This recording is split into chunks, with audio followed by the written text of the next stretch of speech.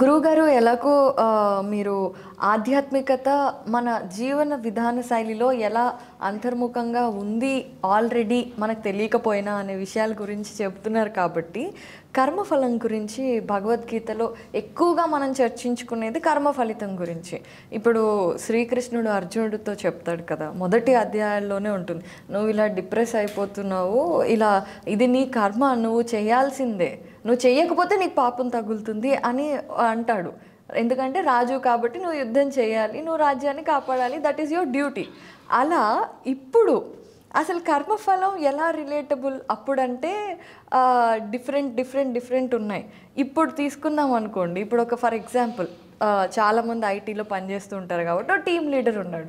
Team leader duty ఏంటి, అతని కింద ఉన్న 30 మందితో వెట్టి చాకరీ చేయించాలి. ఎందుకంటే పైనుండి ఆర్డర్ వెట్టి చాకరీ చేయించడానికి, అతను ఇచ్చే జీతం కంటే చాకరీ ఎక్కువ చేయించాలి. అది డ్యూటీ అతను చేయిస్తాడు. కానీ ఇబ్బంది అంటే అది పాపం అవుతుందా, అలా ఇబ్బంది పెట్టడం కింద వాళ్ళని పాపం అవుతుందా పుణ్యం అవుతుందా? ప్రతిరోజు డైలీ లైఫ్లో ఇలాంటి కాన్ఫ్లిక్ట్స్ చాలా వస్తాయి గురువుగారు. వీటిని మనం ఎలా అర్థం చేసుకోవాలి, ఎలా తీసుకోవాలి? సో మీరు అడిగిన ప్రశ్న నిజంగానే ప్రతి ఒక్కళ్ళ హృదయంలో, మస్తిష్కంలో సనాతన సాంప్రదాయం, ముఖ్యంగా గీతా శాస్త్రాన్ని అధ్యయనం చేస్తున్న ప్రతి ఒక్కళ్ళలో ఈ సందేహం, ఈ సంక్లిష్టత, ఈ సంక్షోభం ఉంటుంది. సో మీరు అడిగిన క్వశ్చన్నే నేను రిపీట్ చేస్తున్నా. ఫస్ట్ కర్మ చేయమన్నారు, కర్మ చేయకుండా ఉంటే పాపం తగులుతుంది అని అన్నారు. ఏంటి ఒకసారి ఏంటి సింప్లిఫై చేసి చెప్పండి ఒకసారి. అంతే, ఇప్పుడు సింప్లిఫై చేసి చెప్పండి. ఇప్పుడు నా డ్యూటీ ఏంటి, నేను యాంకర్గా క్వశ్చన్స్ అడగడం. ఓకే, అలానే ఇప్పుడు మీరు ఒక 2 hours ఇచ్చారు మాకు, కానీ నా డ్యూటీలో ఏంటి, నేను ఎంత కంటెంట్ కావాలంటే అంత కంటెంట్ తీసుకోవాలి. మిమ్మల్ని ఇబ్బంది పెట్టి 4 గంటలు కూర్చోబెట్టి నేను క్వశ్చన్స్ అడుగుతున్నాను అంటే నా కర్మ, నా డ్యూటీ నేను చేస్తున్నాను, కానీ మిమ్మల్ని ఇబ్బంది పెడుతున్నాను కదా, అది పాపమా? అసలు ఇది చెప్పలేదమ్మా శ్రీకృష్ణుడు. మొదటి 6 ప్రకరణాలు క్షుణ్ణమైన అవగాహనలు ఉన్నాయి నాకు. అమ్మా ఒక్కటి ఆలోచించరా, నువ్వు ఏ ప్రొఫెషన్ అయితే చేస్తున్నావో ఆ ప్రొఫెషన్లో నువ్వేం చెయ్యాలో అది చెయ్యి, అది చెయ్యొద్దు అని చెప్పడానికమ్మా శ్రీకృష్ణుడు భగవద్గీత ఉపయోగపడేది. ఆలోచించి, common sense. Suppose as you rightly said, దాన్ని ఏమంటున్న కెరియర్, నేను ఒక ప్రొఫెషనల్గా ఒక వర్క్ చేస్తున్నారా, సపోజ్ నేను ప్రొఫెషనల్గా ఒక వర్క్ చేస్తున్నా, ఆ ప్రొఫెషన్ చేయాల్సిందే, చేయకపోతే నీకు ఏంటి, చేస్తే శాపమా చేయకపోతే శాపమా ఏంటి మీరు అంది. చేస్తున్నప్పుడు ఎదుటి వాళ్ళని ఇబ్బంది పెడితే నీకు పాపం వస్తుందా రాదా? ఫస్ట్ అసలు కర్మ అన్న పదానికి అర్థం అది కానే కాదు. ఓకే, కర్మ ఇప్పుడు నేను పుట్టినప్పుడు ఏ పని చేయను, నాకు ఏ ఉద్యోగం లేదు, లేకపోతే నేను కొన్నాళ్ళు ఉద్యోగం చేసి రిటైర్ అయిపోతా, ఇది చెప్పడానికి గీతాచార్యులైన శ్రీకృష్ణుడు వచ్చింది. భలే క్వశ్చన్ అడిగా బంగారు తల్లి. అసలు ఎంతమంది నాతో ఏకీభవిస్తారో, ఎంతమంది నాతో ఏకీభవించరో అనేది పక్కన పెట్టండి. మీరు నన్ను ఈ అంశం మీద నా అభిప్రాయం అడిగారు కాబట్టి నా అభిప్రాయాన్ని మీకు తేటతెల్లం చేస్తున్నా. కర్మ అంటే ప్రొఫెషన్గా మనం చేస్తున్న ప్రొఫెషన్ గురించి కానే కాదు. ఇప్పుడు ఒకతను ఈ ప్రొఫెషన్ చేస్తాడు, రేపొద్దున ఇంకో ప్రొఫెషన్ చేస్తాడు, అది కానే కాదమ్మా. కర్మ అంటే ఆయన చెప్పిన నిష్కామ కర్మ, ఆయన చెప్పింది కర్మ చేసి కర్మ నుంచి ఫలితాన్ని ఆశించకపోవటం, అదేనా మీరు అనేది కదా. సో ఆయన చెప్పిన కర్మ ఏంటంటే కర్మేంద్రియాలు, నిష్కామ కర్మ ఆయన చెప్పింది, నిష్కామ కర్మ. ఒకసారి అనండి, నిష్కామ కర్మ. అది ఇప్పటిదాకా మనకు అందరూ ఏం చెప్తూ వచ్చారంటే, కర్మ చేయి ఫలితాన్ని ఆశించద్దు, కరెక్ట్, కర్మ చేయటమే నీ బాధ్యత, ఫలితాన్ని శ్రీకృష్ణుడు ఇస్తాడు. అమ్మా కామన్ సెన్స్ ఉపయోగించరా. బోర్డర్లో మీరొక సైనికుడు, మీ జీవితాన్ని పణంగా పెట్టి, మీ ప్రాణాలని పణంగా పెట్టి ఒక్క ఫలితం కోసమే కదా మీరు ఫైట్ చేసేది, ఒక్క ఫలితం కోసమే కదా ఫైట్ చేసేది. ఏంటి ఆ ఫలితం? నా తల తెగిపోయినా శత్రువు అనేవాడు లోపలికి రాకూడదు, నా తల తెగిపోయినా శత్రువు అనేవాడు నా దేశం లోపలికి ప్రవేశించకూడదు. ఇది ఒకటేగా. అవును. మరి ఫలితాన్ని ఆశించకుండానే అతను చలిలో తన ప్రాణాలని పణంగా పెడతాడా? ఇప్పుడు నాతో ఇంటర్వ్యూ చేస్తున్నారు, ఫలితాన్ని ఆశించకుండానే నా ఇంటర్వ్యూ చక్కగా రావాలి, నేను అడిగిన ప్రశ్నలు ద్వారా అందరికీ ఒక ఎన్లైటన్మెంట్ జరగాలి అని మీరు అనుకోకుండానే వచ్చారా? లేదుగా. అసలు ఫలితాన్ని ఆశించడంలోంచే కర్మ వస్తుంది. ఖచ్చితంగా ఫలితాన్ని ఆశించడంలోంచే కర్మ వస్తుంది. కర్మ చెయ్యి, ఫలితాన్ని ఆశించొద్దు అని శ్రీకృష్ణుడు చెప్పలా. అది మనిషికి అపార్థం. శ్రీకృష్ణుడు చెప్పింది ఏంటంటే నిష్కామ కర్మ చెయ్యి. నువ్వు పదార్థ రూప జగత్తులో మానవుడిగా జీవిస్తున్నప్పుడు నీలో ఒక వాంఛ స్ఫురిస్తే, అవును, now you are playing a character of human being. Correct. For suppose you happen to have a desire, do the necessary act to accomplish your desire. నీలో ఒక వాంఛ స్ఫురిస్తే ఆ వాంఛ నెరవేర్చుకోవటానికి క్షేత్రపరమైన ప్రయత్నం చేయి. ఆ క్షేత్రపరమైన ప్రయత్నాన్ని కర్మ అంటారు. ఓకేనా? ఏమై క్లియర్? కరెక్ట్. మీరు ఒక మనిషి మానవుడిగా ఉన్నారు బంగారు తల్లి. ప్రస్తుతం మీరు ఏదో కాలేజీలో ఫస్ట్ రావాలనో లేకపోతే మీరు కెరియర్లో ఏదో చేయాలనో ఉంది, ఒక వాంఛ మీకు కలిగింది కదా. సో మానవుడిగా నువ్వు జీవిస్తున్నప్పుడు ఒక వాంఛ నీలో స్ఫురిస్తే ఆ వాంఛను నెరవేర్చుకోవటానికి నువ్వు క్షేత్రపరంగా చేయాల్సిన ఎఫర్ట్ పెట్టు, ఎండేవర్ చెయ్యి. దాన్ని ఆయన కర్మ అన్నారు. ఏమ్మా? కర్మ చెయ్యి, కానీ కర్మేంద్రియాల కదలికల్లోంచి పుట్టుకొచ్చే కర్మకి ఫలితాన్ని ఇవ్వగలిగే సామర్థ్యం లేదు. You happen to have a desire, do all the necessary steps to accomplish your desire, but realize that the action, the endeavor is not going to give you the result. ఎందుకు? అది రిజల్ట్ ఇచ్చే faculty వేరే ఉంది. ఆ faculty ఎవరు? అంతర్యామి. కర్మ చెయ్యి. మీరు అడిగిన ప్రశ్నకి రావాలంటే ఇది చెప్పిన తర్వాత మీరు అడిగిన ప్రశ్నకు వస్తాం. మీరు అడిగిన వృత్తి ధర్మం నిర్వహిస్తున్నప్పుడు దాని దగ్గరికి వద్దాం. కర్మఫలం చాలా ఇంపార్టెంట్. అండ్ మీరు చెప్పిన పాయింట్ అబ్సల్యూట్లీ ట్రూ గురువు గారు. ఇప్పుడు నేను వచ్చా బంగారు తల్లి, నేను ఇక్కడికి వచ్చినప్పుడు నేను ఆలోచించుకోనా, నా భావుకత అభివ్యక్తీకరించడానికి సరైన శబ్దాలను నేను ప్రయోగించాలి, సాధకులకి ఎప్పటి నుంచో ఉన్న సందేహాలు నివృత్తి చేయాలి అని అనుకున్నప్పుడే కదమ్మా నేను ఇంత దూరం నుంచి వచ్చి ఇలా కూర్చునేది. అలాగే మీరు కూడా నేను సరైన ప్రశ్నలు అడగాలి, నా ద్వారా ఎప్పటి నుంచో ఉన్న సందేహాలకి నేను వాయిస్ అవ్వాలి అని మీరు అనుకుంటే కదా తల్లి. సో ఫలితాన్ని ఆశించడంలోంచి కర్మ వస్తుంది. ఇప్పుడు మీ ఇంటికి ఎవరో చుట్టాలు వచ్చారమ్మా, వాళ్ళందరికీ సరైన భోజనం పెట్టాలని మీరు అనుకున్నప్పుడేగా వంటింటికి వెళ్ళేది. కరెక్ట్. మీకు సపోజ్ మీ పిల్లలు కానీ ఎవరు ఉన్నారనుకోమ్మా, ఒకవేళ మీ పిల్లలు నేను కాలేజ్ ఫస్ట్ రావాలనుకున్నప్పుడే కదా అతను ఎఫర్ట్ పెట్టేది.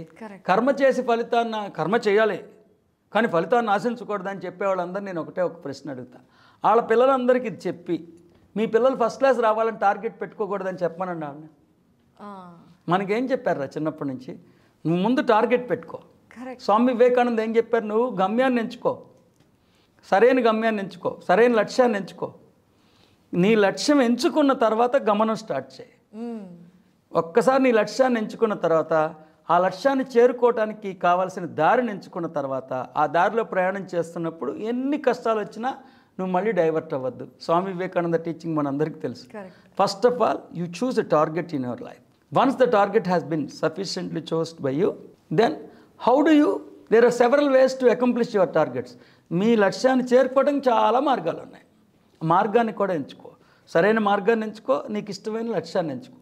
ఒక్కసారి లక్ష్యం చేరుకోవడానికి మార్గాన్ని ఎంచుకున్న తర్వాత నువ్వు మళ్ళీ వెనక్కి తిరిగి చూడొద్దు అని చెప్పారుగా.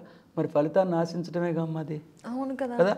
అందుకని మీ ద్వారా సాధకులకి చాలా స్ఫుటంగా ఈ సందేహాన్ని నివృత్తి చేయడానికి ప్రయత్నం చేస్తున్నా. శ్రీకృష్ణుడు కర్మ చేయి, ఫలితాన్ని ఆశించొద్దని చెప్పలా. కర్మ చేయి, ఫస్ట్ ఫలితాన్ని ఆశించు, ఫలితాన్ని ఆశించి ఆ ఫలితం నెరవేర్చుకోవడానికి దోహదపడే కర్మని చేయి. కానీ కర్మ నుండి ఫలితాన్ని ఆశించద్దు. కర్మ ఎవరు? నా దేహం నుంచి పుట్టుకొచ్చే యాక్షన్ కర్మ. కరెక్ట్. అంటే కర్మేంద్రియాలు అంటాం కదా, కాళ్ళు చేతులు కర్మేంద్రియాలు కదా. కర్మేంద్రియాల్లో కాళ్ళు చేతులు కూడా ఉన్నాయి. కాళ్ళు చేతులే కర్మేంద్రియాలు కాదు. కర్మేంద్రియాల కదలికల్లోంచి పుట్టుకొచ్చే ఫలితాన్ని కర్మ అంటారు. ఏమా? కర్మేంద్రియాల కదలికల్లోంచి పుట్టుకొచ్చే యాక్షన్ని కర్మ అంటారు. కర్మేంద్రియాలు ఎవరు? దేహమే. అవును. మరి నేను దేహం కాదుగా. సో కర్మేంద్రియాలు దేనికి ప్రతీక? దేహానికి ప్రతీక. సో కర్మ దేనికి ప్రతీక? కర్మేంద్రియాలకు ప్రతీక. కర్మేంద్రియాలు దేనికి ప్రతీక? దేహానికి ప్రతీక. దేహం దేనికి ప్రతీక? భౌతికానికి ప్రతీక. సో నువ్వు అనుకుంటున్న దేహం ఒక యంత్రం. ఆ దేహానికి, దేహంలోంచి పుట్టుకొస్తున్న కర్మేంద్రియాలకి, కర్మేంద్రియాల కదలికల్లోంచి పుట్టుకొస్తున్న కర్మకి ఫలితాన్ని ఇవ్వగలిగే సామర్థ్యం లేదు. ఎందుకంటే దానికి అస్తిత్వమే లేదు. దేహం ఎప్పుడు జీవించలేదు. నీ భ్రమపడుతున్న దేహం జీవించిందని. మరి ఎవరికి ఫలితాన్ని ఇవ్వగలిగే సామర్థ్యం ఉన్నది? నీ హృదయాంతరంగంలో కొలువైన ఆత్మ చైతన్యానికే ఫలితాన్ని ఇవ్వగలిగే సామర్థ్యం ఉన్నది. యద్భావం తద్భవతి అన్నారు కదా. అంటే ఇక్కడ ఏదనుకుంటే అక్కడ అదే జరుగుద్ది కదా. మరి ఇక్కడేం అనుకోవద్దని ఎలా అంటున్నారమ్మా? ఈ రెండు ఒకదానికొకటి విరుద్ధంగా ఉన్నాయా లేవా? అవును. యద్భావం తద్భవతి, యా మతి సా గతి, యాజ్ ఇన్నర్ సో అవుటర్. ఇక్కడ నువ్వేదనుకుంటే అక్కడ అదే జరుగుతుందని చెప్పారా లేదా? మరి నిష్కామ కర్మ చేయి, ఫలితాన్ని ఆశించొద్దు.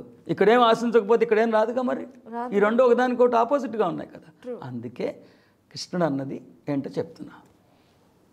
నువ్వు మానవుడిగా జీవిస్తున్నప్పుడు అనేక వాంఛలు రావటం సహజం. నీ వాంఛ నెరవేర్చుకోవటానికి క్షేత్రపరంగా చేయాల్సిన కర్మని నిర్వర్తించు. కానీ ఒక్కటి అర్థం చేసుకో, కర్మకి ఫలితాన్ని ఇవ్వగలిగే సామర్థ్యం లేదు. ఫలితాన్ని ఇవ్వగలిగే సామర్థ్యం నీ హృదయాంతరంగంలో కొలువైన ఆత్మకి ఉన్నది. ఆత్మ, there are 2 faculties which are very much inherent within you. The beautiful faculty called soul, which is nothing but God. దానికి ఉన్నది సామర్థ్యం, కర్మకి లేదు. ఇది మీ ఇంటెలిజెన్స్ ఒప్పుకోదు. ఏంటి, గాడ్కు ఉందా, లోపల ఉన్న ఆత్మకు ఉందా, కర్మకు లేదా అనేది నీకు అనిపిస్తుంది. బుజ్జి ఒక్క మాట తల్లి, బంగారు తల్లి, నేను చాలా కండలు తిరిగి ఉన్నా, 10 బస్తాలు ఎత్తగలను, నా కర్మ చాలా సూపరు కదా. ఈ క్షణం ఈ దేహ ప్రాంగణం నుంచి ఆత్మ ఉపసంహరించేసుకుంది అనుకోరా, నేను 10 బస్తాలు ఎత్తగలనా? ఈ దేహం ఎత్తగలదా? లేదుగా. సో కర్మేంద్రియాల కదలికల్లోంచి పుట్టుకొచ్చే కర్మకి ఫలితాన్ని ఇవ్వగలిగే సామర్థ్యం ఉందా? కర్మేంద్రియాల కదలికలకు కారణభూతమై ఉన్న ఆత్మకి ఫలితాన్ని ఇవ్వగలిగే సామర్థ్యం ఉందా? అదొక్కసారి మీరు ఆలోచించుకుంటే అర్థమైపోద్ది. నేను చాలా ఫాస్ట్గా రన్ చేయగలనమ్మా, నా కర్మేంద్రియాలకు ఉన్న కెపాసిటీ, నా బాడీకి ఉన్న కెపాసిటీ. ఈ క్షణం నా బాడీలోంచి సోల్ విత్డ్రా అయిపోయింది అనుకో, నేను కదలగలనా, కనురెప్ప ఆర్పగలనా? సో ఇప్పుడు మీకు 2 ఆల్టర్నేటివ్స్ ఉన్నాయి, మీరే డిసైడ్ చేసుకోండి. ఒకటి కర్మేంద్రియాల కదలికల్లోంచి పుట్టుకొచ్చే కర్మ, రెండోది కర్మేంద్రియాల కదలికలకు కారణమై ఉన్న ఆత్మ. కరెక్ట్. మీరు చాలా బ్యూటిఫుల్గా మీరు అడిగారు, గుర్తుందా నన్ను మునుపటి సంచికలో. ఆత్మ అంటే చాలా శక్తివంతమైంది కదా సార్, ఆత్మ అంటే పర్వేడింగ్ ఎంటిటీ కదా సార్, విశ్వం అంతా ఉంది కదా సార్ అని మీరు అన్నారే. మరి ఆత్మ శక్తివంతమైందా? కొన్నాళ్ళు ఉండని ఈ దేహం శక్తివంతమైందా అని మీరు ప్రశ్నించుకుంటే, ఆత్మ ఉంటేనే దేహం ఉంటా ఉంది, ఆత్మ లేకపోతే దేహం ఉండదు, దేహం లేకపోయినా ఆత్మ ఉంటుంది. కరెక్ట్. కాబట్టి ఎవరు శక్తివంతమైన వాళ్ళు? ఆత్మ శక్తివంతమైంది. మరి ఎందుకు సార్ యాక్షన్ చేయటం అని ఇప్పుడు నెక్స్ట్ మీకు క్వశ్చన్ ఏమంటారు? సార్ వెరీ గ్లాడ్ సార్, అయితే ఇంకా నేను యాక్షన్ చేయటం ఎందుకు సార్, కర్మ చేయటం ఎందుకు సార్ అని అడగచ్చు. దాన్ని ఏమంటారంటే లౌకికమైన మర్యాదల్ని పాటించటం. నేను ఒక్క పాయింట్ చెప్తానన్నా, మీకు ఎప్పటికి అర్థమైతే అర్థమవుతుంది. మీ ద్వారా శ్రోతలందరికీ ఒక పాయింట్ చెప్తా, వాళ్ళకి ఎప్పటికి అర్థమైతే అప్పటికి అర్థమవుతుంది. కర్మ చేసి కర్మ నుండి ఫలితాన్ని ఆశించద్దు, కర్మకి ఫలితాన్ని ఇవ్వగలిగే సామర్థ్యం లేదు. మనకెందుకు రమణ మహర్షి చెప్పారు కదా, కర్మన్నిటికైనా విలువైందా? కర్త యొక్క ఆజ్ఞ మీద ఫలితం ఆధారపడి ఉంటుంది, కర్మ చైతన్యహీనమైనది. ఆ చిన్న శ్లోకంలో రమణ మహర్షి కంపారిటివ్ స్టేట్మెంట్ ఇచ్చారు. దేనికి? కర్మకి, థాట్కి. కరెక్ట్. కర్త యొక్క ఆజ్ఞ అంటే థాట్. సో కర్మకి ఫలితాన్ని ఇవ్వగలిగే సామర్థ్యం లేదు, కర్త యొక్క ఆజ్ఞకి ఫలితాన్ని ఇచ్చే సామర్థ్యం ఉన్నది. సో ఇప్పుడు మీరు అర్థం చేసుకోండి. ఓకే, మొత్తం గీతాచార్యులు చెప్పారే కర్మ చేయి, కర్మ నుండి ఫలితాన్ని ఆశించద్దు అన్న దాంట్లో అర్థం ఏంటంటే తల్లి, లౌకికమైన మర్యాదల్ని పాటించు, కానీ లౌకికమైన అంధకారంలో కూరుకుపోవద్దు. ఒక్కటి అర్థమైపోతే చాలు, మొత్తం గీతాశాస్త్రం అర్థమైపోతుంది. లౌకికమైన మర్యాదల్ని పాటించు, అలా అని లౌకికమైన అంధకారంలో కూరుకుపోవద్దు. చిన్న ఉదాహరణ చెప్తా. ఆత్మజ్ఞానం తెలిసిన వాళ్ళకి ఎవరికైనా ఏ క్షణమైతే నేను ఆత్మని అని అర్థమైపోయిందో, ఏ క్షణమైతే నేను ఆత్మని అని అర్థమైపోయిందో, ఆ క్షణమే నేను ఈ దేహాన్ని కాదని తెలిసిపోతుంది.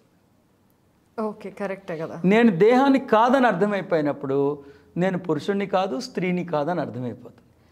ఈ లింగ వ్యవస్థ, ఆమె మ్యాస్కులైన్ జెండర్, ఆమె ఫెమినైన్ జెండర్ అనే లింగ వ్యవస్థ ఎవరికి వర్తిస్తుంది? దేహానికి వర్తిస్తుంది.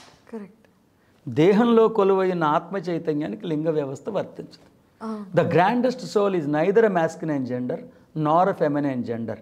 It is beyond genders and the soul is enriched with masculine gender as well as feminine gender. అంటే ఆత్మజ్ఞానం తెలుసుకున్న వాడికి నేను ఈ దేహాన్ని కాదని తెలిసిపోతుంది. నేను ఈ దేహాన్ని కాదని తెలుసుకున్నవాడు తాను పురుషుణ్ణి కాదు స్త్రీని కాదని తెలుసుకుంటాడు. అతడు ఆత్మ అర్ధనారీశ్వరుడు. ఆత్మ చైతన్యం ఎవరు? అర్ధనారీశ్వరుడు. ఆత్మ చైతన్యంలో పురుషలింగ వ్యవస్థకు సంబంధించిన గుణాలు ఉన్నాయి, స్త్రీలింగ వ్యవస్థకు సంబంధించిన గుణాలు సమపాళ్లలో ఉన్నాయి. మరి నేను అర్ధనారీశ్వరుని అని తెలుసుకున్న బంగారు, నేను ఎవరు వాష్రూమ్ వాడతా? మ్యాస్కులైన్ జెండర్ వాష్రూమే వాడతా, అంతే కదా. కరెక్ట్. నేను అర్ధనారీశ్వరుణ్ణని నేను పురుషుడి యొక్క స్థానాన్ని వదిలేనుగా, పురుషుడి యొక్క స్థూల ధర్మాలని పాటిస్తాగా.